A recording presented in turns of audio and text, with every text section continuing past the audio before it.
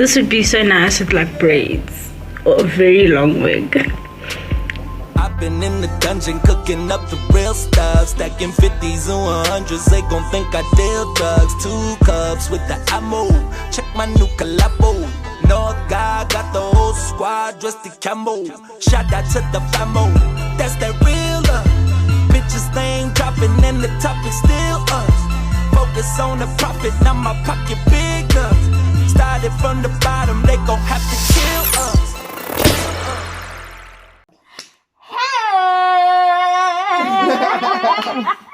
Hi guys, Welcome to our YouTube channel. I'm Kitabile. And I'm Tato. And I'm Ma. Lera. Welcome guys. It's another Tuesday. It's another video. It's more awesomeness. So same me, same them, same you. Actually, more of y'all. More of y'all. More of y'all. We're pulling out. Bringing it all together. So today we're doing a video about our profession. We are clinical associates. We've mentioned that in a few of our videos. Yeah, so we just wanted to explain to you guys a bit more about what we do. Yep. So how they define it on the internet. You even claimed it. They made us, we had a whole lecture on what a clinical Associate In the is. first, yeah. They apparently we are mid-level healthcare professional. The point was to bridge the gap between the nurses and doctors. And also because So- like the whole doctor course takes forever. And we had like a shortage of doctors. So with introducing the program, you get more people out there to serve the people. Yes, so the idea was that you'll have a competent professional who's able to handle majority of common conditions, be able to assist in different procedures, perform basically 80% of what the doctor does, and anything and everything that you can be supervised Yeah. to practice. Or trusted to do on your Yeah. own. Yes. So once they feel like you're competent enough to do it on your own, bada boom, bada bang. Why not? Exactly. So, question, guys. Like, when you're back home and people are just like, what do you do? What do you say? I'm a doctor.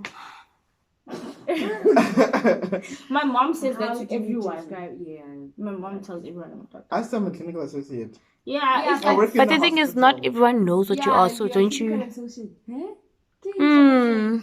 Are we gonna cut that out? Yeah. For me, I'm a clinical associate. I work like a doctor. I can do everything that a doctor does, and I can do basically all the procedures if I'm under supervision. Do you really? Okay.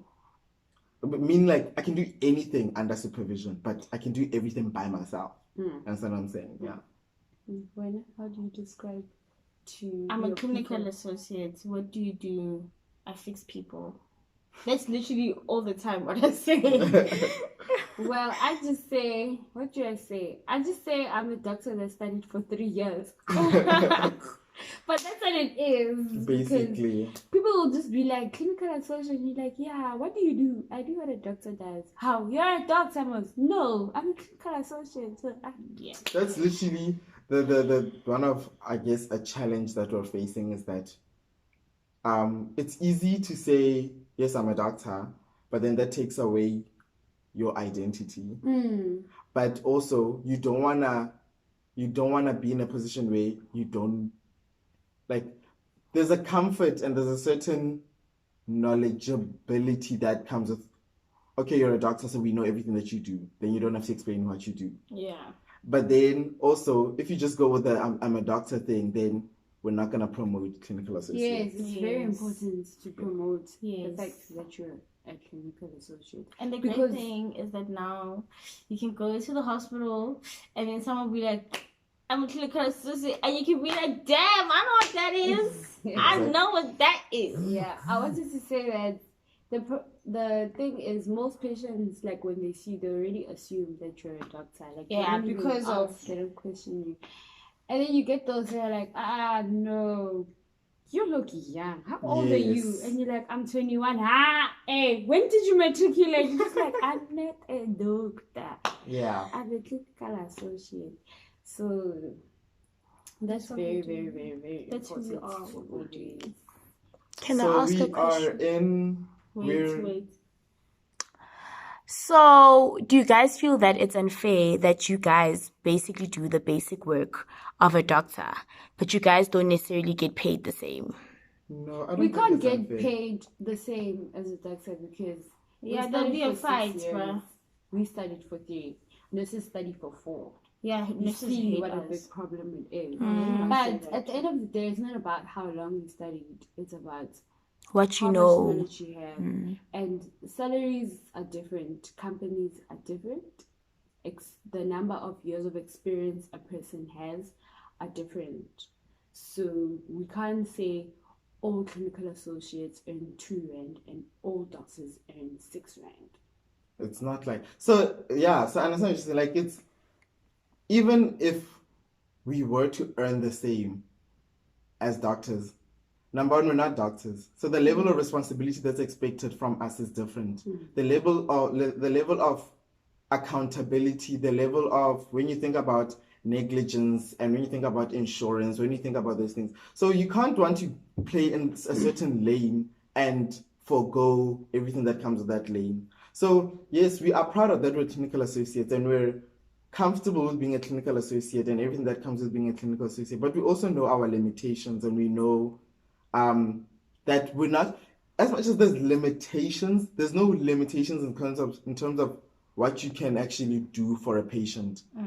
So and what you can learn. Yes, and what you can learn and how far you can stretch your career as a clinical associate, which is different from actually when you're a doctor, because being a doctor is like there's actually a fixed route when you start practicing. It's rigid. Yes. So the program was started in 2008, and the first cohort graduated in 2011. At Walter Cecil University. Shout out to Walter Cecil. So there's 3 universities that are currently training clinical associates. It's WITS, University of Pretoria, and Walter Sisulu University. It's a 3-year degree, and you get to go to hospital literally within the first month of. Yeah. Well, we can't talk about other people's curriculum, but with us at WITS, like your first month in, you're in the hospital. You're already out there talking to patients, touching them. Yeah, interacting. Do you remember the first patient you saw? I don't. Is that weird? I don't remember the very first patient that I saw.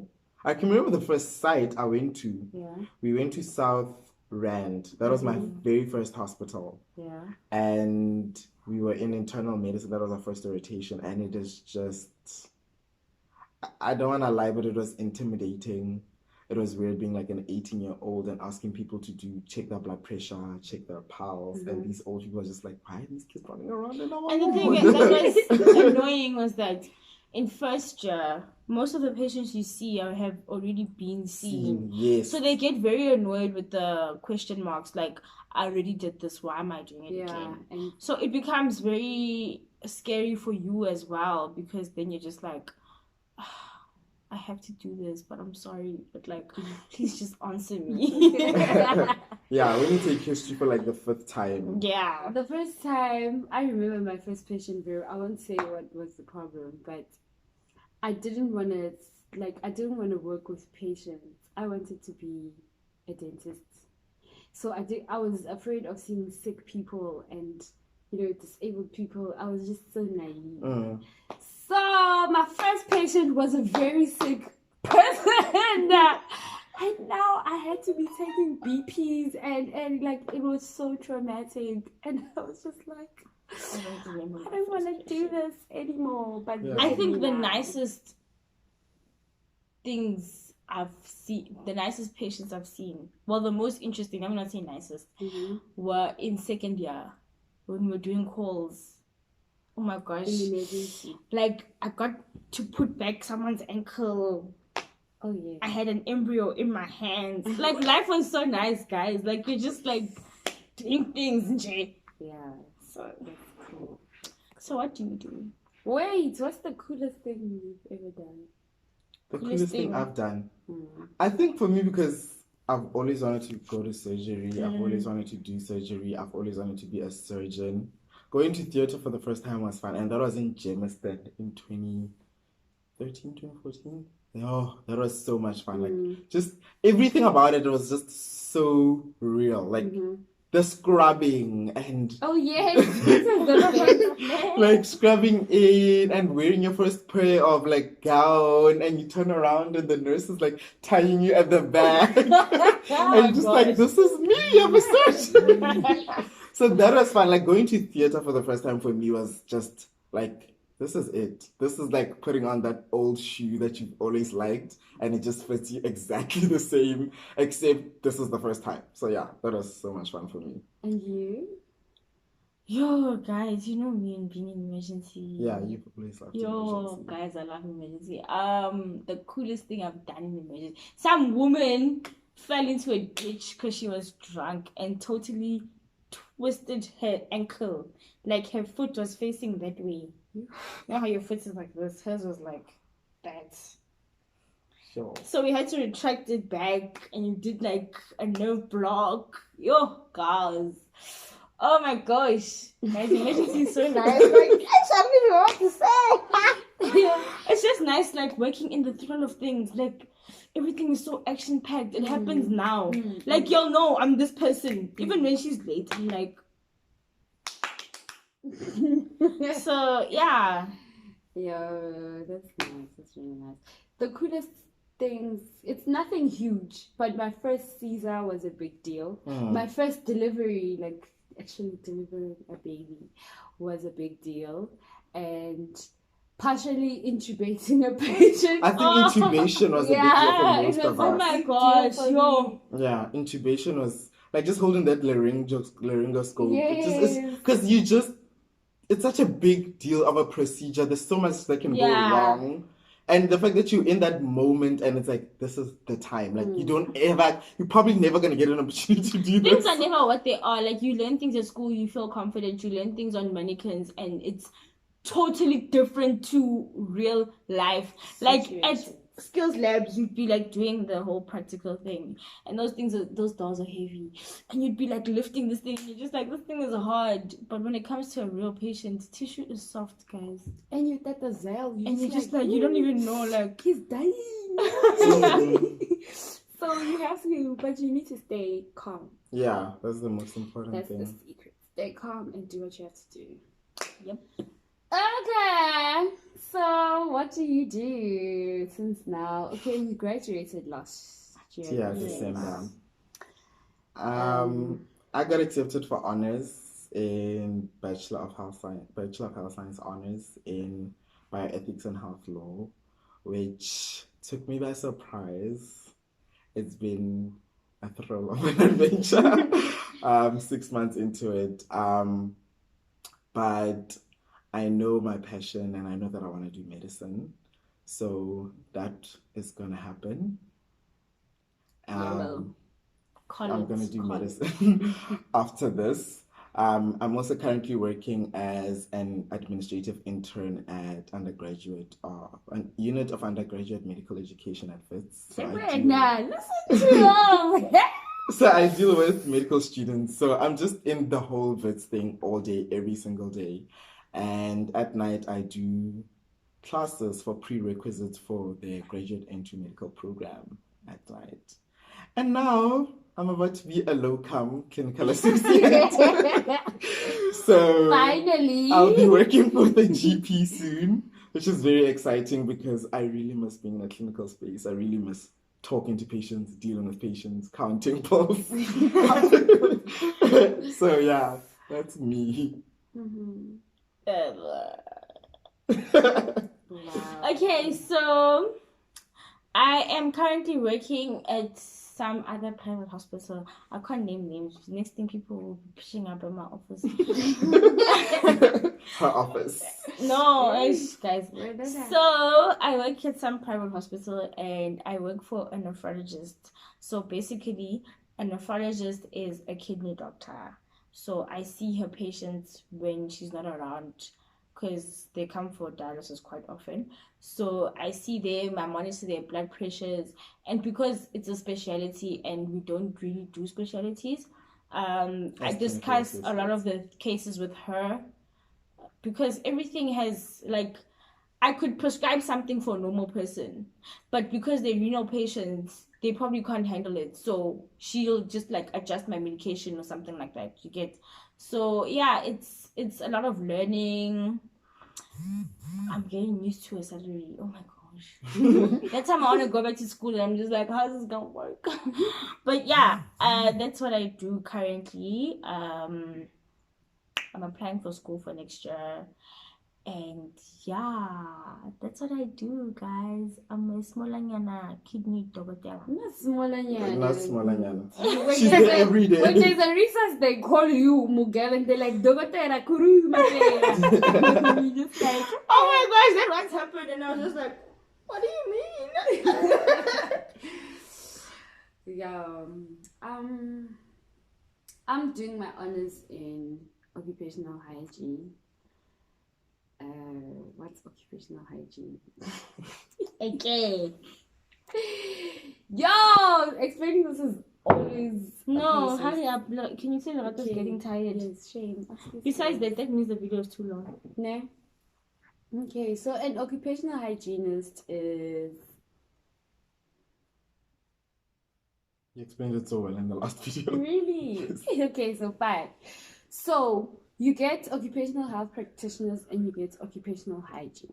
So occupational health practitioners see patients at the workplace, and then occupational hygienists make sure that the workplace is a safe and healthy environment for the people. So we make sure that there's no injuries, we make sure that the environment is safe to work in, like the air is safe to breathe.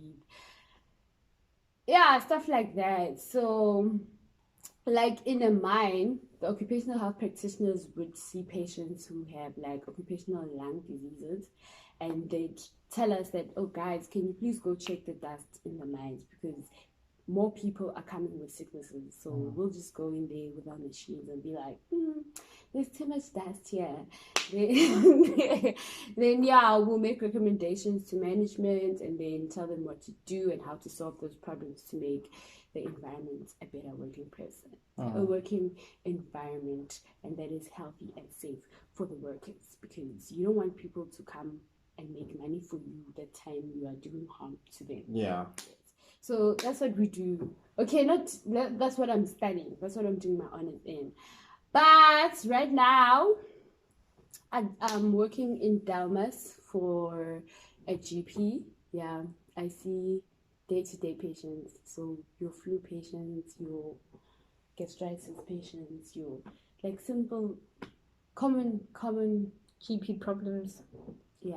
Sick notes also Yeah. so one. But of I the- enjoy, like I realized that I enjoy the clinical side of my career a lot. Which one? So Clinical career. clinical, Oh. occupational. Okay. But is occupation also clinical? not really, Not because really. you deal with. It's not in the hospital or the specific stuff. GP. Yeah. You don't see patients. You see what patients are exposed to. Yeah. So, but yeah, I must find a way to merge the two because they're really close. But I'll figure it out. I'll figure it out as time goes. Yeah, that's what I did.